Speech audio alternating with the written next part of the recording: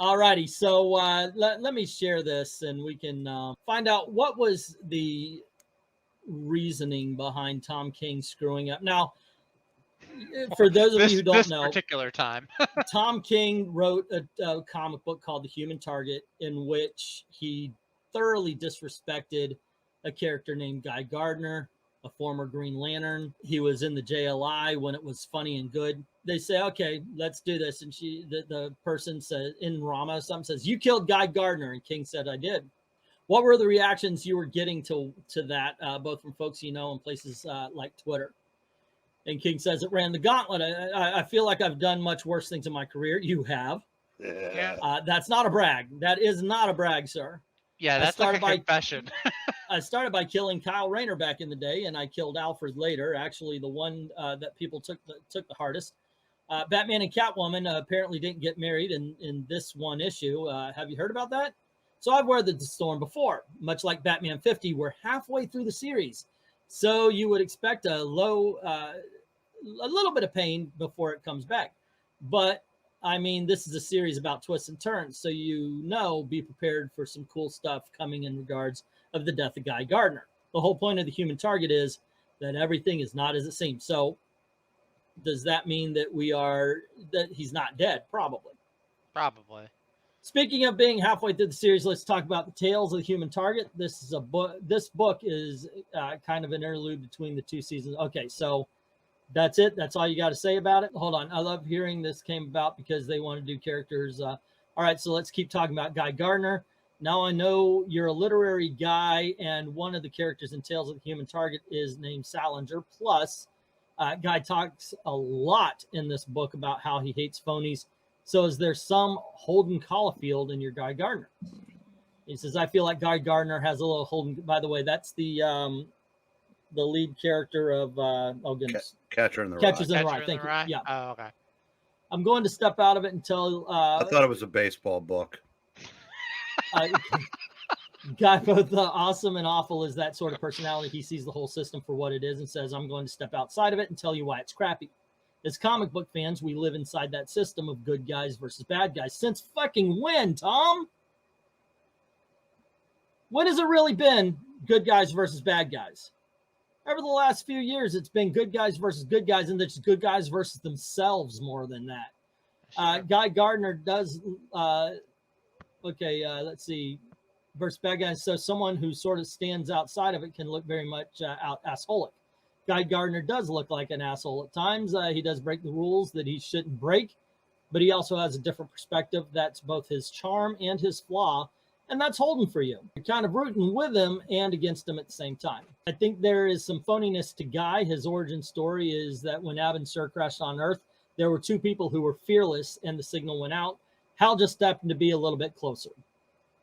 It's nothing but the wings of fate. Because of that, Guy got in this bus accident, which caused him brain damage, which made him into this sort of grumpier, different kind of person. Okay, stop there. I think they pretty much said all they need to say on the subject. Is if this is a situation where, okay, we're going to fool you guys into thinking that Ice, of all people, killed Guy Gardner, and she did it right in the front of the hitman. How did they do the switch? How do you write this? How do you write this out? A lot of people are not very happy with the Human Target as a series, to the point where I tell you what, I can't sell a freaking Human Target miniseries to save my life. And that does happen a bit. I dropped the book halfway through. Honestly, it was leaving a taste in my mouth up even before that. Not just the Guy Gardner was just the straw that broke the camel's back. Just the way he wrote a whole bunch of the JLI characters. Apparently, Martian Manhunter was having an affair with fire. Which was weird, I thought, and it's like, yeah, Martian Manhunter, the guy whose one weakness is fire, is getting it on with the girl that right, and apparently that was the only way he could get it up, is if she were burning him or something. It's just it was just I'm weird. Not a prude, but what the hell is that doing? It's not about being. It's just like, okay, I've been reading JLI recently off of you and Breen's recommendations, and like looking at that and then looking at this new Human Target thing, it's like, what was Tom King reading? Because this is not the same team. Okay, now it's the same characters, the same designs. But in fairness, when DC was actually doing really good stuff in the second half of the first decade of the 2000s, one of the things they did, which like it drove a friend of mine out of comics, who'd been in comics longer than me, when Max Lord shot Blue Beetle through the head. Yeah. Now, because they undid all of that. That right there was like the final nail in the coffin. Just like you know, Jeff Johns doing the Legion Action Comics story was probably the last nail in the John Byrne, Marv Wolf, and Roger Stern Superman coffin. But this was worse because it was, it led to some great stories. I mean, albeit dark as hell. I mean, hell, Wonder Woman snapped Maxwell Lord's neck. I remember that. And it had to be done because Superman's mind, he had control of Superman's mind. He was flying towards Earth at the speed of damn near speed of light to kill everybody on Earth. And so she did that to save everyone. Yeah. And then they arrested her because, you know, it's comics. Of course they did. But yeah, Maxwell Lord at the time also blew Blue Beetle's brains out. That's what I said. That was the thing. It was a very dark time for DC Comics. And you're right. We got some great stories. We got some okay stories. I'm kind of like right in the middle on Identity Crisis. Well, I liked Identity. I liked it. That as one of them. I liked Identity Crisis. That was actually one of the first Crisis stories I read. And I was really big into. Do you know why you liked it? Murders, because I wasn't connected to the Disney. Exactly. You didn't have the baggage, the emotional stakes that E and I had. Yeah, that's why. Yeah. Yeah. But as a mystery though, as a crime story. The first time I read it, I was like, wow, that's really good. And then it hit me what they did to Sue and Ralph. And it was just this is unforgivable. Wait, you're not. And then, as much as I like the story, what they did to him in what was it, 52? Mm-hmm. That was like, guys, you're losing me. You are losing me. It was disgusting. Talium saying Tom King, Tom Taylor, Bendis, they've all overstayed their welcome.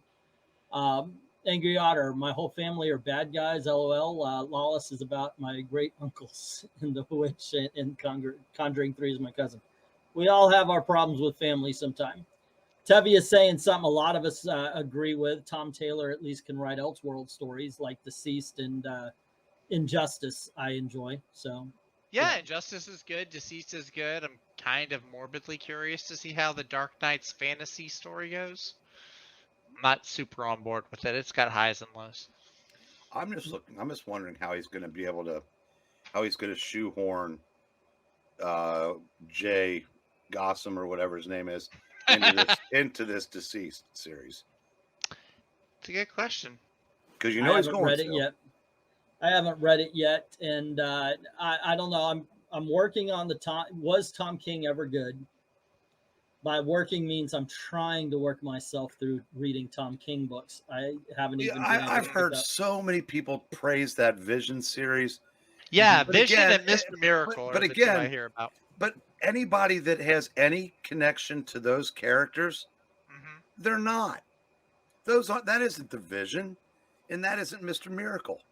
No, that's it. I started reading Mr. Miracle, and like he's laying in a puddle of his own blood in a bathroom in his own house, and then he goes in an ambulance, and I'm like, wait, does this book start? Don't tell me because I never read it. This was Jack's book. I didn't either.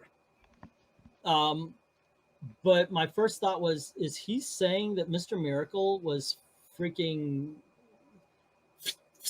you know, he wanted to kill himself. Yeah. That's the dude married to Big Barda? Yeah. It's just like he came across the audition tape for Superman. If you want to read who the Vision really is, read the original Avengers run. The Vision's finished as a character. There's nothing anybody can do at this point. Anybody that touches that character now, screws it up. Tom Taylor wrote Superior Iron Man decently, though it was just one more brick in the wall of defaming that character since Teen Tony and after that Civil War. Civil War was the fucking worst. Like Civil War 2 was the worst. Okay, Civil War 2 was the worst. Second worst is the first. I have to go back and read it because my memory of it is so deteriorated. The one right away I didn't like Civil War. And mainly because they make a law, like Congress comes up with a law that you have to register if you're going to be a superhero. Not that if you have superpowers, but if you're going to be a superhero, you need to be registered and trained. And I'm like, yeah, actually, that's a good idea. If you're going out to serve the public, instead of willy-nilly causing all sorts of damage, get trained in what you're doing. That sounds good. So Captain America says, hey, I don't like that law. I'm going to go punch Iron Man. How's that going to change the law? You are not wrong. My defense of Civil War has always been, after 5 years of Bill Jamas saying the continuity was for fanboys and losers, making Scott Baio a big character. He was in more books than Dr. Doom one year. Mm-hmm. And then when Quesada took over and did House of M and Civil War. Now, granted, like I said, I've also said Mark Millar had carte blanche to write any character any way he wanted. And he got most of that wrong. But the idea, I thought, was pretty good. I think a lot of people were on the wrong side that they put on the teams or whatever. Yeah. And it led into the initiative that led into Secret Invasion, led into Dark Reign, which led into Siege, which was 5 years of pretty damn good storytelling, all of which was completely undone within the next 2 years. And it's been all downhill like an elevator with its cables cut ever since. True. Actually, it would if it existed. But as we all know, Marvel hadn't existed for the last 10 years. But so, I mean, you can poke holes in Civil War all day long, and I won't disagree with you. Mm-hmm. But I said, for what it laid the foundation for, I did like. But boy, did he like the mischaracterize. initiative and all that kind of stuff. Yeah, I thought those were some really good. Avengers Initiative is probably the best thing Dan Slott wrote that wasn't She-Hulk or that Spider-Man Human Torch miniseries. Of course, Chris Gage probably did most of the heavy lifting, but and there were some actually interesting original characters that came through that too. Mm-hmm. Civil War, I marked Civil War as the death of the supervillain.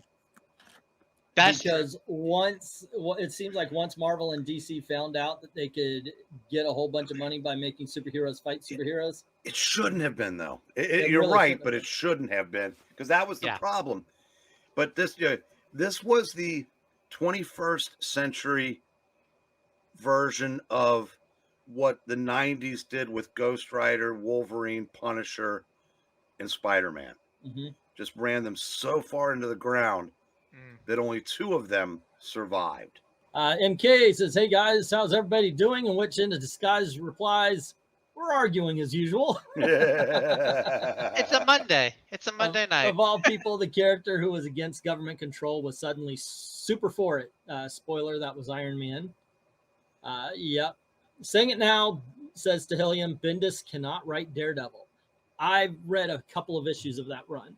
I was out of Daredevil at that point in time, mainly because I moved to when Bendis started writing that, I moved to an area that had no comic books, no comic book shops or anything. MK is saying, at Angleton, remember that character Access who owned the rights to this guy? Was it DC or Marvel? I actually don't know. Well, didn't Marvel make more Access books afterwards? No, I don't know, but I think once the working relationship ended, the character kind of did also. He got Thanos snapped. But I don't know if I would imagine. I mean, I haven't read him since they came out. I would imagine Brubaker's Daredevil was better than Bendis's, but I don't remember Bendis's being bad, because that's more in line of who he is as a writer. Because he's closer. That version of Daredevil is closer to an indie character than what he did with the superhero stuff.